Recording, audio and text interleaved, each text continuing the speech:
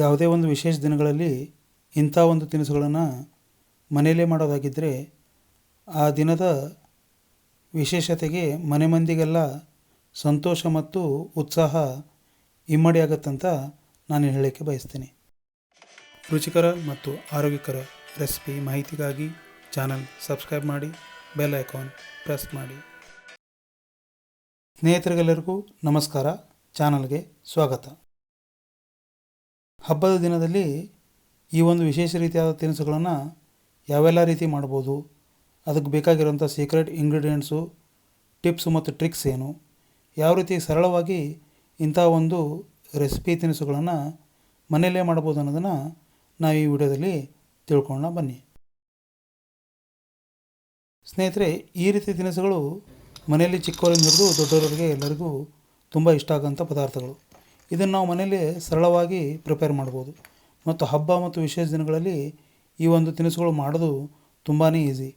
ನಾವು ಬಳಸಬೇಕಂತ ಇಂಗ್ರೀಡಿಯೆಂಟು ಇಲ್ಲಿ ಕೆಲವು ಮತ್ತು ಅದನ್ನು ಉಪಯೋಗಿಸಿ ನಾವು ಬಹಳ ಕಡಿಮೆ ಸಮಯದಲ್ಲಿ ಈ ಒಂದು ತಿನಿಸುಗಳನ್ನು ರೆಡಿ ಮಾಡ್ಬೋದು. ಹಾಗಾದರೆ ಅದು ಯಾವ ರೀತಿ ರೆಡಿ ಮಾಡಬೇಕು ಅನ್ನೋದನ್ನು ಈ ರೆಸಿಪಿಯಲ್ಲಿ ನೋಡೋಣ. ನಾನು ಇಲ್ಲಿ ಮೊದಲಿಗೆ ಶೇಂಗಾವನ್ನು ತೆಗೆದುಕೊಂಡ್ಬಿಟ್ಟು ಚೆನ್ನಾಗಿ ಹುರ್ಕೊಂಡು ಅದರ ಮೇಲಿನ ಸಿಪ್ಪೆಯನ್ನು ಬಿಡಿಸೋಕ್ಕೆ ಇಲ್ಲೆಲ್ಲ ಪ್ರಿಪರೇಷನ್ ಮಾಡ್ಕೋತಾ ಇದ್ದೀವಿ. ಮೊದಲು ಶೇಂಗಾ ಸಿಡಿದ್ಬಿಟ್ಟು ಚೆನ್ನಾಗಿ ಹುರ್ಕೊಂಡ್ಬಿಡಬೇಕು. ನಂತರ ಅದನ್ನು ಆರಕ್ಕೆ ತೆಗೆದಿಡಬೇಕು. ಅದೇ ಒಂದು ಬಾಣಲೆಯಲ್ಲಿ ಏನಪ್ಪ ಅಂದರೆ ನಾವು ಇಲ್ಲಿ ಎಳ್ಳನ್ನು ಹುರ್ಕೋತಾ ಇದ್ದೀವಿ. ಅದು ಕೂಡ ಚೆನ್ನಾಗಿ ಸಿಡಿಬೇಕು. ಸಿಡಿದ ನಂತರ ಅದನ್ನು ಕೂಡ ನಾವು ಚೆನ್ನಾಗಿ ಹುರಿದ್ಬಿಟ್ಟು ತೆಗೆದು ಆರಕ್ಕೆ ಒಂದು ಬೇರೆ ಪಾತ್ರೆಯಲ್ಲಿ ತೆಗೆದಿಟ್ಕೋಬೇಕು.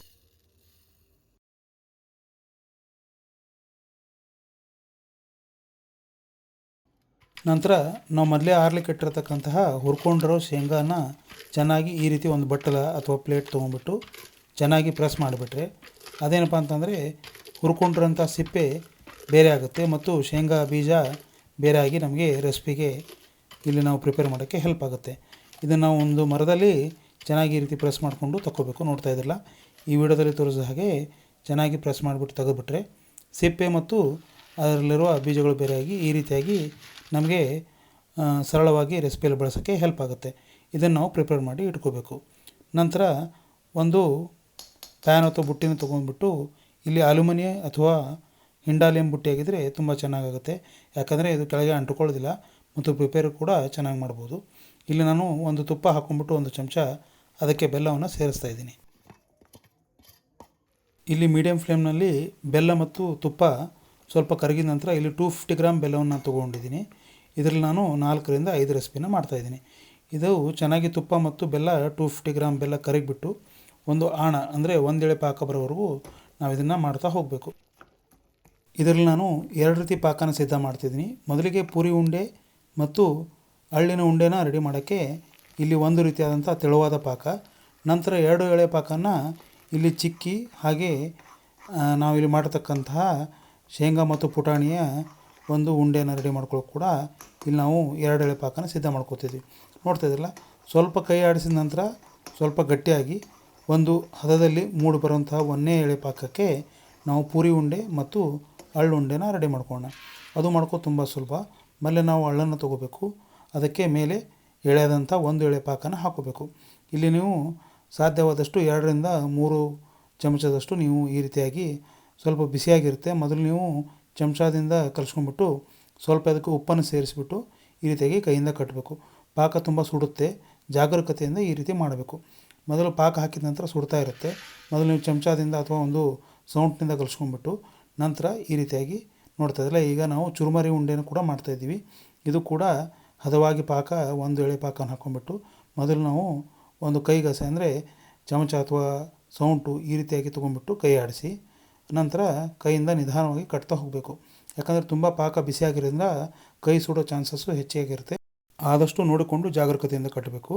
ನಂತರ ಇಲ್ಲಿ ನಾವು ಮೊದಲು ಹಿಟ್ಟನ್ನು ಹಾಕ್ಕೊಂಡಿದ್ದೀವಿ, ಪುಟಾಣಿ ಶೇಂಗಾ ಹಿಟ್ಟು. ನಂತರ ಅದರ ಮೇಲೆ ಶೇಂಗಾ ಬೀಜ, ತದನಂತರ 2 ಎಳೆ ಪಾಕನ ಹಾಕಿಬಿಟ್ಟು ಇಲ್ಲಿ ಚಿಕ್ಕಿನ ರೆಡಿ ಮಾಡ್ತಾಯಿದ್ದೀವಿ. 2 ಎಳೆ ಪಾಕ ಅಂದಾಗ ಈ ಪಾಕ ಬ್ರೌನಿಷ್ ಆಗಿರುತ್ತೆ, ತುಂಬ ಹದವಾಗಿ ಮೂಡಿ ಬಂದಿರುತ್ತೆ ಮತ್ತು ಜಿಗಿಯಾಗಿ ನೀವು ಕಟ್ಟೋಕ್ಕೆ ಕೂಡ ತುಂಬ ಸುಲಭವಾಗಿ ಅಂದರೆ ಒಡೆಯಾಗಿ ಅಥವಾ ಒಂದು ಬರ್ಫಿಯಾಗಿ ಮೂಡಿ ಬರೋಕ್ಕೆ ಕೂಡ ಈ ಒಂದು ಪಾಕ ಹೆಲ್ಪ್ ಮಾಡುತ್ತೆ. ಇಲ್ಲಿ ನಾವು ಮತ್ತೊಂದು ಬೌಲ್ಗೆ ಅಥವಾ ಮತ್ತೊಂದು ಪ್ಲೇಟಿಗೆ ಹಿಟ್ಟನ್ನು ಹಾಕ್ಕೊಂಡಿದ್ದೀವಿ. ನಂತರ ಶೇಂಗಾ ಪಾಕ ಹಾಗೂ ಹಿಟ್ಟು ಮಿಶ್ರಣ ಆಗಿರತಕ್ಕಂತಹ ಮಿಶ್ರಿತ ಹಿಟ್ಟನ್ನು ತೊಗೊಂಬಿಟ್ಟು ನಾವಿಲ್ಲಿ ಚೆನ್ನಾಗಿ ಪ್ಲೇಟನ್ನು ಇಟ್ಬಿಟ್ಟು ಈ ರೀತಿಯಾಗಿ ತಟ್ತಾಯಿದ್ವಿ. ಇದರಿಂದ ಚೆನ್ನಾಗಿ ಹರಡಿಕೊಳ್ಳುತ್ತೆ ಮತ್ತು ಚಿಕ್ಕಿ ಆಗಲಿಕ್ಕೆ ಕೂಡ ಶೇಂಗಾ ಚಿಕ್ಕಿಯಾಗಿ ಮೂಡಿಬರೋಕ್ಕೆ ಸಾಧ್ಯ ಆಗುತ್ತೆ.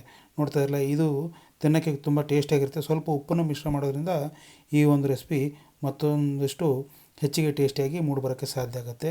ಮತ್ತು ನಾವಿಲ್ಲಿ ಶೇಂಗಾ ಮತ್ತು ಕಡಲೆ ಬೀಜ ಮತ್ತು ಪುಟಾಣಿ ಬೀಜದಿಂದ ಒಂದು ಉಂಡೆಯನ್ನು ರೆಡಿ ಮಾಡ್ತಾಯಿದ್ದೀವಿ.